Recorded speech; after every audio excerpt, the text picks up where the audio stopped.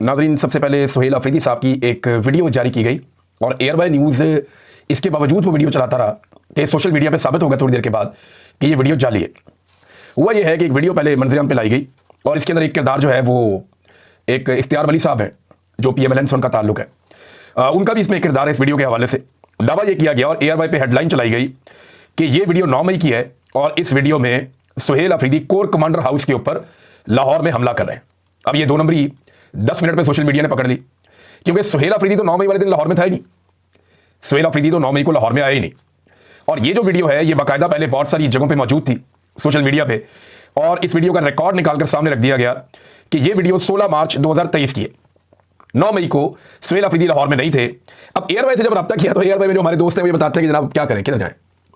WhatsApp आ जाता है और उसके बाद में, और ये एयरवाई नहीं कहता, बहुत सारे और मीडिया के जो दोस्त हैं वो भी ये बताते हैं। अब मेरे जो पाकिस्तान में दोस्त हैं वो ये क्लेम कर रहे हैं कि उन्होंने जब एयरवाई में रब्ता किया तो एयरवाई के जो लड़के वहां काम करते हैं वो कहते हैं हम क्या करें, किधर जाएं। बताया जी कि आपकी हेडलाइन खराब साबित हो गई है, जाली खबर साबित हो गई है, अब तो इसको बंद कर दें। वो कहते हैं जी नहीं बंद कर सकते, हमें पता है कि हमारी खबर का फैक्ट चेक हो गया है, पता चल गया कि हमारी खबर बाउंस होगी, गलत साबित होगी, लेकिन नहीं बंद कर सकते। वजह यह है कि व्हाट्सएप के ऊपर हुक्म आ जाता है, वीडियो आ जाती है कि जनाब ये लगानी है और इसको आपने हेडलाइन में चलाना। तो चला रहे हैं, मीडिया का मुंह काला कर रहे हैं।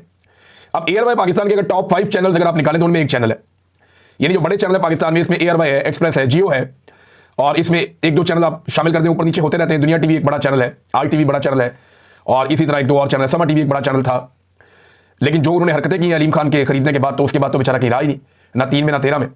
जो लोग उस चैनल को चलाने वाले थे वो सारे लोग चैनल छोड़कर चले गए, इक्का दुक्का को छोड़कर। बहरहाल ये अब इसके बावजूद कि ये खबर जाली साबित होगी, ना माफी मांग रहे हैं ना खबर वापस ले रहे हैं, ये ढिटाई है। अब मैं आपको बताता हूं अंदर की खबर कि ये हो क्या रहा है और हो क्यों रहा है। आप गौर करें कि पिछले तकरीबन कोई 24-48 घंटे में आपने बहुत सारी ऐसी चीजें देखी कि जैसे आप हैरान हो गए कि ये क्या हो गया, सारे इकट्ठे खोल दिए, यानी टाउटों के पट्टे खोल दिए, एकदम सारे के सारे मैदान में आ गए। गुज़िश्ता 1 हफ्ते की गेम आप उठा लें चले, कोई एक नजरिया आ गया, किसी जगह पे कोई एक दूसरी चीज आ गई, कहीं पे सोए हुए बंदों को जगा दिया गया, कहीं पे जो है वो बदतमीजी का तूफान खड़ा कर दिया गया। आप ना अगले 27-28 दिन अब ये तमाशा देखेंगे, क्योंकि ये नवंबर का महीना है, ये आपने याद रखना है। रोजाना आपको नई नई खबरें मिलेंगी, अजीबोगरीब कहानियां आप सुनेंगे, कई स्कैंडल्स बेनकाब होंगे, ऑडियो वीडियो से भी खेला जा सकता है, क्योंकि ये महीना आर्मी चीफ की एक्सटेंशन का महीना होता है, उनकी नौकरी के फैसले का महीना होता है, और ये बड़ा तूफानी किस्म का महीना होता है पाकिस्तान में। जब तक फैसला नहीं होता तब तक, ये हर 3 साल के बाद आता है, इसमें आर्मी चीफ को तब्दील होना होता है या उसको एक्सटेंशन मिल जाती है। तो सोशल मीडिया की तवज्जो हटाओ मुहिम इस वक्त जारी है।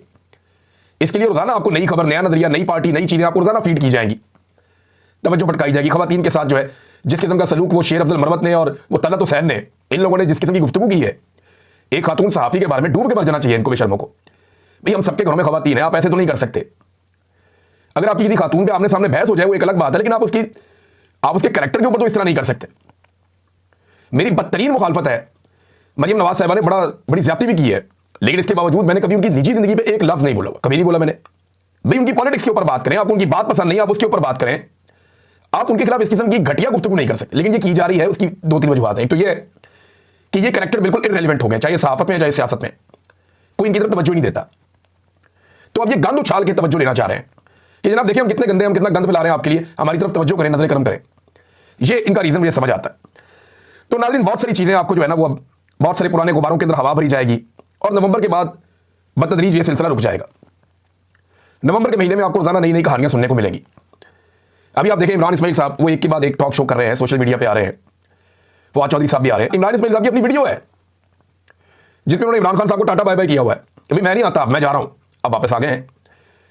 और देखिए जब उन्हें निकाला गया था तो वो खुशी से तो नहीं गए होंगे, मार मार के सबसे पार्टी छुड़वाई थी।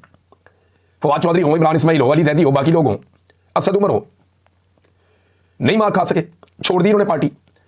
अब जिन लोगों ने मार खाई हुई है वो कहते हैं जी हम तो इनको नहीं आने देते। फिर ये अलग पंगा, ये फैसला इमरान खान ने करना है।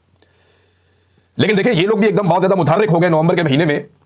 मुझे उसके पीछे ना ये इनकी बदनीयती नहीं लगती, लेकिन इनको थोड़ा रूम दिया गया, क्योंकि मेरी साथियों से बात हुई कि यार शाह महमूद कुरैशी से मिलना इतना ही आसान है।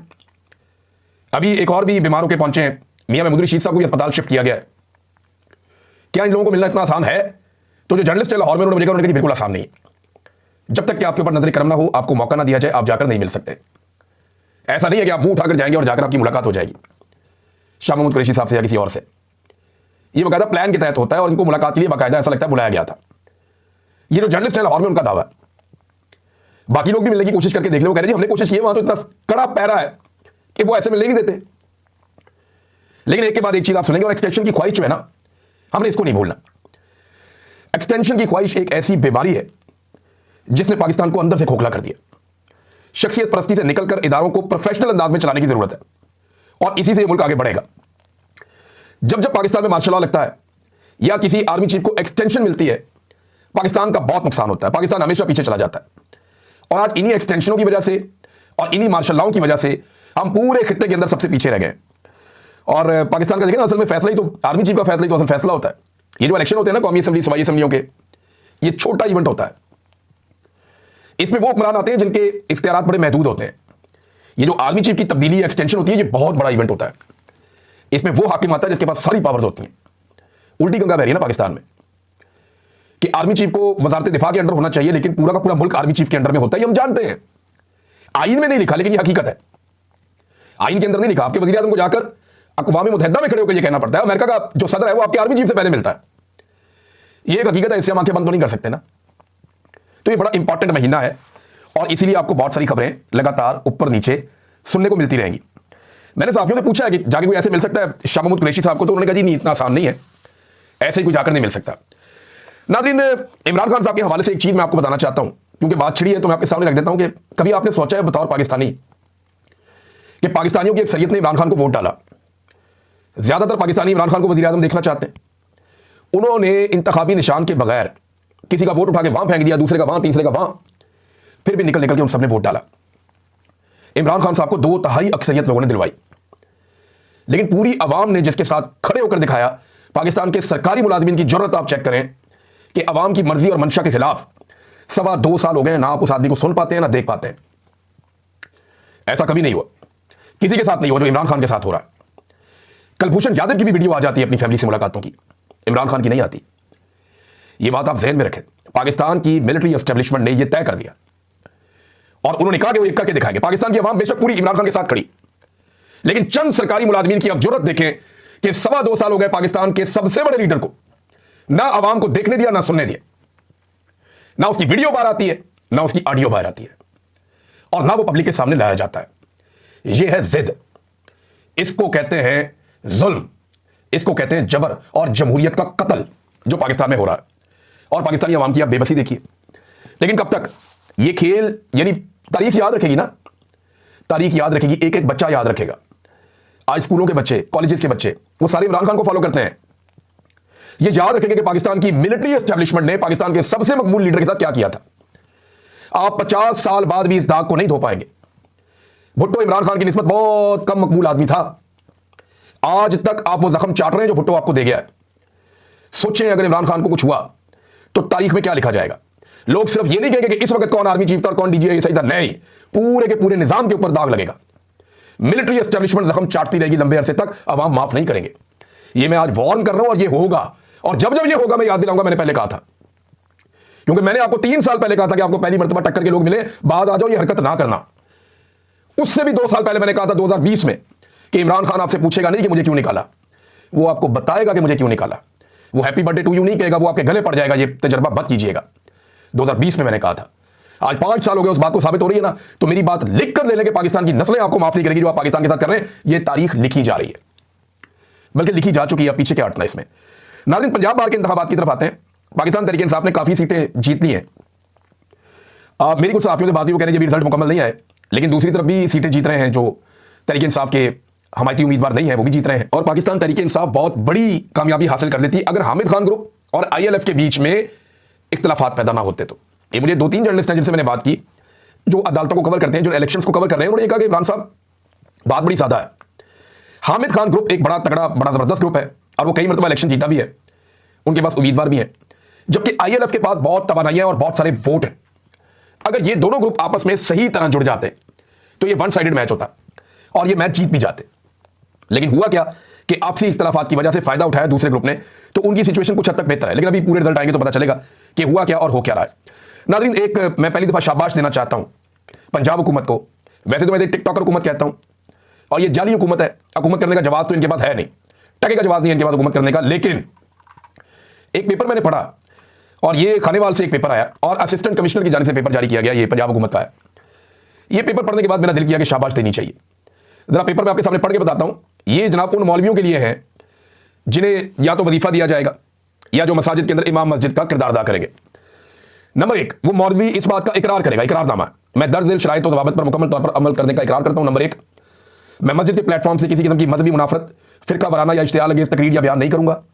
नंबर 2, मैं किसी भी किस्म की हुकूमत पाकिस्तान, रियासती इदारों या कौमी क़यादत के खिलाफ तकरीर या बयान नहीं दूंगा। नंबर 3, मस्जिद का लाउड स्पीकर सिर्फ आज़ान, खुतबा जुमा और इंतजामी ऐलानात के लिए इस्तेमाल किया जाएगा।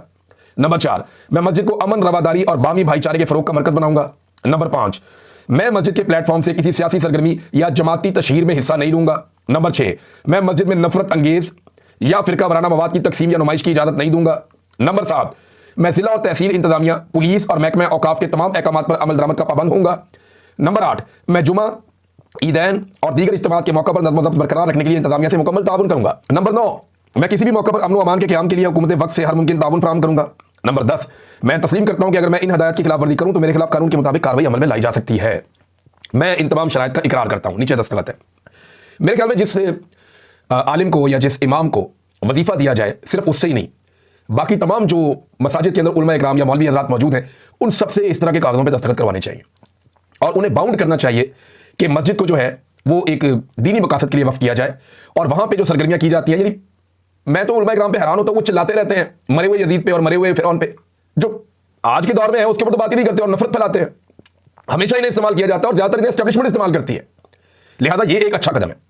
तमाम उलमा इकराम को इसका पाबंद करना चाहिए, तमाम मसाजिद के इमामों को इसका पाबंद करना चाहिए। ये ठीक है, ये गलत चीज नहीं है और इसके ऊपर सख्ती से अमल दरामद भी करवाना चाहिए, जैसा कि बाकी ममालिक में होता है, पाकिस्तान में भी होना चाहिए। नाज़रीन, हुकूमत पाकिस्तान ने एक और अच्छा कदम उठाया और वो कदम यह है कि चमन और तुरखम बॉर्डर, यहां से जो अफगान शहरी हैं, जो मैंने आपको बताया था एक खबर में कि बहुत बड़े पैमाने पर जमा हो गए हैं, सिर्फ एक ही जगह पे 400 ट्रक खड़े हैं जो भरे हुए खवातीन से, बच्चों से, बुजुर्गों से, अफगानों से, और 3 हफ्ते से ये लोग फंसे हुए थे, ना पीछे आ सकते हैं ना आगे जा सकते हैं। लिहाजा अच्छी बात यह है कि हुकूमत ने इसके ऊपर एक्शन लिया और चमन और तुरखम से जो है अफगान शहरियों को अब रवाना कर दिया गया। तो ये एक बड़ी अच्छी खबर है। कम से कम ये लोग अपने घरों को तो पहुंच जाएंगे। लेकिन जो इनकी तजलील हुई है गुज़िश्ता चंद दिनों में, वो बहुत अफसोसनाक पहलू है, वो नहीं होना चाहिए था। नाज़रीन, अब तक के लिए इतना ही। अपना ख्याल रखिएगा, अपने चैनल का भी। अल्लाह हाफ़िज़।